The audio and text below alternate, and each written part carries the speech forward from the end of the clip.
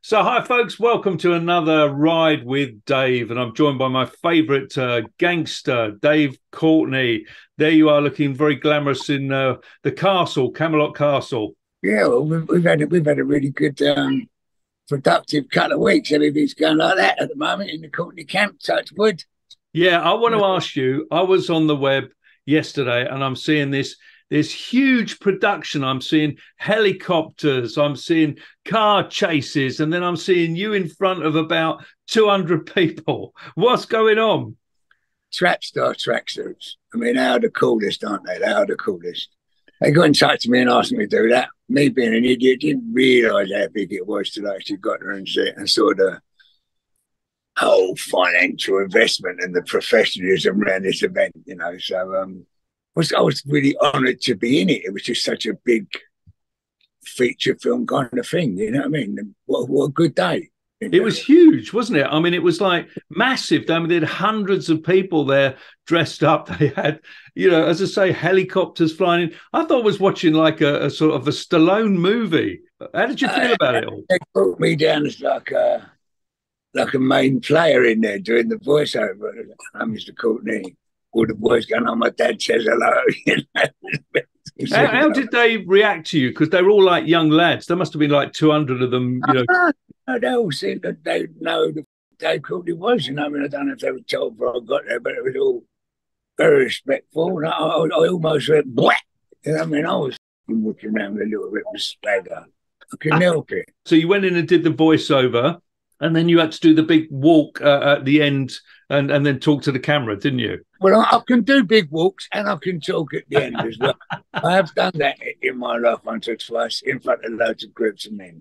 Yeah. Right? It's very hard for me, but I was very pleased at how it all came out. I've got to be honest, I'm very, very proud of it. Yeah, the world seems to like it. Yeah, we're gonna have to put a link. We'll put a link under this piece to watch it. Still buzzing over Courtney. I'm still buzzing away over that. Courtney won an award at the Jules Holland thing, wasn't it? Tell us about it, Dave. Yeah, one of the most prestigious clubs in London, Canary Wharf. And there is Jules Holland, and up on stage gets my daughter, and in the most professional possible way you could dream of, got up there, sung the song, won the trophy. Thank you very much, Dice Recordings, for looking after my baby. And it was just a fantastic. I've never felt so proud and bubbly in my life. Did you have a tear in your eye when she got the award? Yeah, without doubt. I wanted to ask you, and I know this is a subject that like is everywhere on the web, but I never really talk about it. I think we talked briefly about it last time or the time before, which was the Essex Boys thing. And you did this TV program and stuff like that. Why is there this fascination? I mean, it's just absolutely mad about that. It's ridiculous, isn't it? There is a big question mark on who really done it, who profiteered out of it. You know, the press get hold of it. They've made feature films out of it, and it's now a tried and stamped bit of history. But there's bigger and newer things than that go on that don't get the glamour and advertisement around it.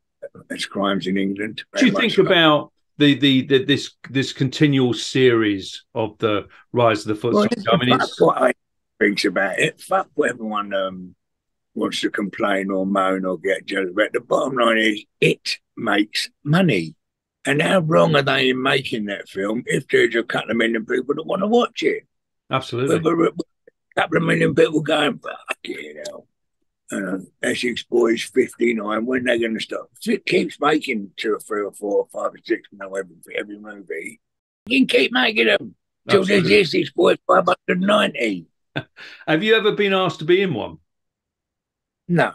The Terry Stone thing, I don't know if you want to go in about that. I mean, because he was a mate of yours years ago, wasn't he? Yeah, he's one of my closest friends. Yeah, he's a very, very close friend of mine. Listen, I don't dislike Terry Stone. Terry Stone is in a bit of an awkward position now where it was beneficial to be Dave Courtney's mate to a certain level, getting on in the nightclub, film worldy. And then it got to a certain level where if you want to go and progress any further, you have to go with Dave Courtney and all this Sundry. And I'm afraid it's happened to me all my life. Yeah, all of my life. But I get it. And Terry Stone had to do that. How do you feel about that? It hurts, don't it? It hurts. What are you supposed to do? Run up to you and go, be my friend again. Put me in some of your films. Help me out. I help you. What's supposed to do? I'm fucking worried about it. Good luck to him. I'll cheer him on. I like the bit. Yeah, wasn't he in Hell to Pay?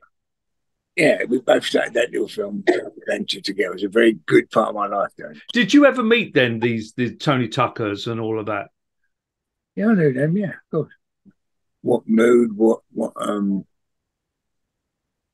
What situation you was in while you was dealing with them? I mean, they weren't the same geezer in a dark corner of an underground car park dealing in that. They was the same geezer you met at the bar in the nightclub. Mm-hmm. I mean, depending on what situation they were in at the time, they were all, as all of us, they were quite picked out. Did you really enjoy those club days? Yes, man. Best part of my life. And I was with the woman that was helping me enjoy it. And I wouldn't take back one fucking dance move. What was a typical night like, Dave?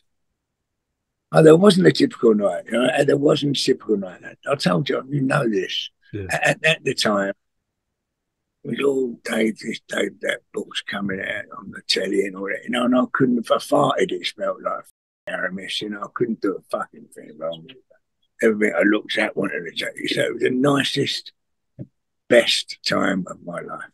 Because I don't hug my telephone numbers. Mm-hmm. In doing it, I try to branch everybody I know under my umbrella. I genuinely did in the names in the book, on the names of the film, of the genuine Freemasons of the underworld, right?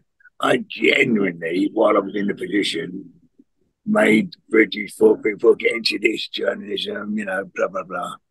One of the things we've never really talked about that much was you being in prison. What was it like? Well, yeah, I know you weren't in there for that long, and I remember the funny story about Charlie Bronson. Obviously, that was very funny. But what was it actually like? As terrifying as it is when you first get out of the van, you go to the building. After about 1 or 2 days, you're in it, right? You can get by, but it's not nice. Well, especially if you're a little Care Bear. I'm a little bit of a Care Bear, and you're generally 24 hours a day, your head is spinning around with our abilities to everyone else that you're in there. Your kids, your mum, I mean, that's what it is. It's an head fun. I couldn't imagine being in prison. Someone just wrapped 20 years around me. I couldn't want to be here. I mean, I'd be with the first window jumping. How did you cope? How did you get through your day? Court jester. I stayed the court jester all of the time. In all of my school days, gangster, thieving years, doorman years, prison time, marriage, court jester. Keep everyone laughing. And then if the blacks are having it with the whites and the Indians are having it with the Pakistanis and the Hells Angels were doing it with the outlaws and the Northerners were doing it with the Southerners. If any of them, none of them get the court jester. You can go around anyone's fucking table and keep them laughing. So I'm getting on with everyone on the block, really. Did you have to share a cell? I've been in there a few times. I've shared a cell with lots of times. You become very close sometimes. You become overly, for want of a better word, you love the geezer in there. He sees you for longer periods of time than your wife or your mum or your brother or sister. He lives you 24 hours a day. At least 10 hours a day, you're out of work when you're married. He knows what helping you far often. Where you've been on holiday, whether you like peas, whether you're grumpy in the morning, what your shit smells like. He knows you. Mm-hmm. You can't help but fall in love with someone who knows you. You know him when he's anxious, fucking frightened. I mean, it's maybe a naive question. Do you have to go to the loo in the cell? Nowadays, there's a toilet and a shower in your cell. Mm-hmm. Right? And there's a little doorway thing now where you don't actually see them. In my day, you done it in a pot under your in bed. There was a bunk bed and a single bed, and underneath the bed there were 3 fucking big bowls of human shit all night till the morning. Then you all queued up on the landing and went down there and emptied in the big sink.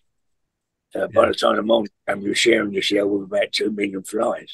I know it sounds barbaric now, but rather than having this shit under your bed all night long, it would be easier to shit into a sock, wipe your bum sock, and throw it out the window.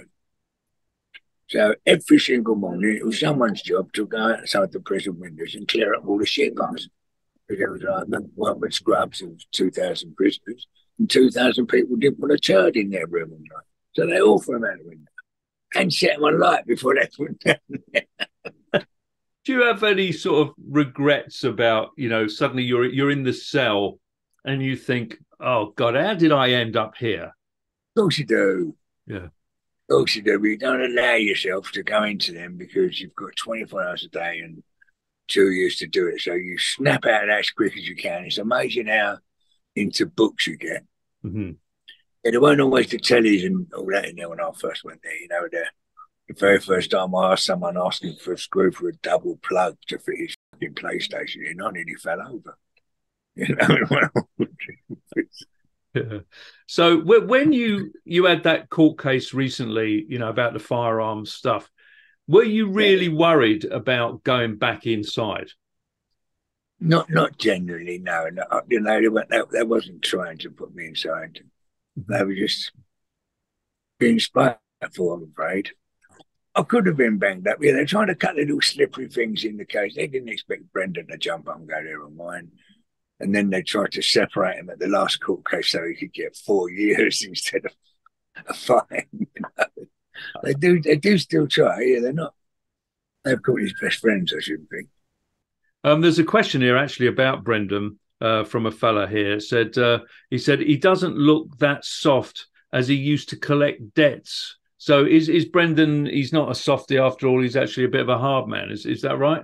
Oh no. Well, it all depends on what you call hard man. Listen, actually standing up in front of you and holding his fists up and having a fight was a lot better. You know, I've decided out of all the people I've ever met in my world, that I'll move him into my house for the last 20 years, and anything I've got in my head, or any contacts, any link, any plan, you know, he lives with me. I have put Dave Courtney inside him. Right? Whether he can have a fight or not, he's a scary. He's got all my phone book, all my phone numbers. He runs my things for me, you know, not as an artist, as a businessman. All them gangster days are finished. Mm-hmm. Right? They're not there no more. All the things I had to do, he'll never have to do. He's going on a completely different ride with his life. You know what I mean? So I've helped him out with it, with every link I could possibly give him, and off he goes. Yeah. And he's looked after for 20 or 15 years. While I was a pisshead, while I was not well, when I was in prison, you know, he's paid his dues. I'm entitled to. Scott Andrew Home wants to talk about Gaffer because people still go on about that video of Gaffer outside the Circus Tavern. Do you want to talk about it? You talk about Gaffer if you want. I haven't seen the man for about 30 years. What was he? Was he like a doorman or what was he? No, he's an hairdresser. He was an hairdresser, yeah, and he was just a little character in that scene. And someone had lost their driving license, and he was driving around some of the Premier Division people and got himself in with them. That's all. You know, he made a very funny video one day, so we're still talking about that video 30 years later. So I'm glad he's on it. You know, we've got no beef. Well, do you know, Dave, I've always thought you've been such a fantastic bloke over the years. Now, I mean, you've still got this title when I look you up online as, you know, the most feared man in Britain, but I don't kind of see that. Listen, I don't think so. I'm not the feared bloke in my house anymore. All right, Dave. Well, I appreciate you doing this. And folks, if you've got any questions for Dave, just send them through. And love you, Dave. And we'll do another one again in another couple of weeks, yeah? I love your lady. Yeah. I love your lady.